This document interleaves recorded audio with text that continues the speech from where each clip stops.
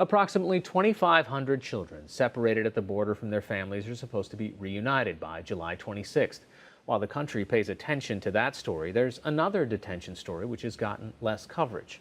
That is, allegations of abuse inside detention centers. Data from the Department of Homeland Security's Office of the Inspector General show that thousands of migrants have claimed they were sexually abused while in ICE custody. Emily Kassie, an investigative journalist and filmmaker with the Marshall Project, joins me now to discuss her latest documentary for the New York Times. First, let's take a look at a clip. It was a friendly relationship at that time, or that's how it was, and then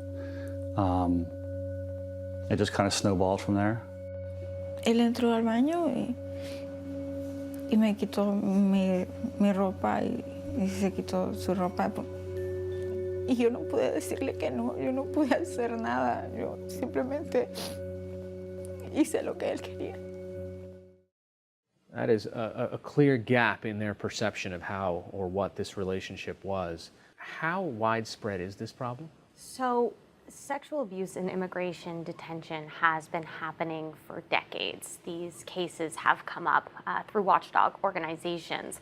We wanted to take a deeper look and really understand the extent to which this was happening. And so we were looking at two sets of data. One was from the Office of the Inspector General, which you mentioned, and then the other was from ICE itself that was looking at 1,310 allegations of sexual abuse occurring between 2013 and 2017.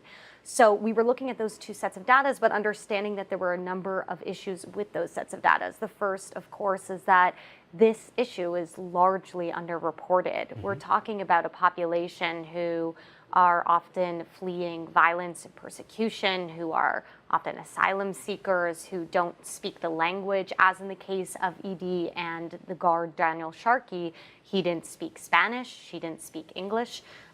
Many of these people don't have access to lawyers because they're not entitled to one. So who they're going to report these things to is very difficult if you don't have that access to a lawyer. And then beyond that, there's this fear of deportation. If you tell someone, will you be deported back? So there was clearly a power imbalance here. Did she feel like she had to do this in order to protect her child or have any chance at a fair hearing? I mean, what did she say when you spoke to her about this? Well, when we sat down together, she spoke about fearing that she was going to be forced home with her child, and she had fled severe domestic violence in Honduras. So she was seeking asylum with her 3-year-old son, and he, the guard, had translated on the phone to her because that was the only way they could communicate through Google Translate. So what she said is that he had translated to her on the phone that she couldn't tell anyone or she would be deported. So given that situation, she said that she felt like she wasn't in a position to say no. She knew what he wanted, and she just went ahead and followed his lead. What happened to the guard, and why did he decide to sit down with you? We chose the two cases that we did of ED and Maria because they were so rare in that they had convictions. So when it came to ED and Daniel Sharkey's case, I wanted to understand, how did this happen? And from his testimony, he said, everybody knew. Well, how did they know? So we wanted to go to him. And when I spoke to him, I said, look, we are featuring her perspective. We have all these case documents. You're saying that everybody knew about this.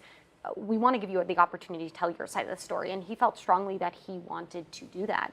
So when we sat down, he talked about feeling failed by a system. Yeah. He talked about not feeling like he had proper training. When he went to his supervisor and told that supervisor that there was some sort of relationship between himself and ED, the supervisor just told him to keep his distance. So he didn't take it very seriously. And in his words, he really thought he could get away with it.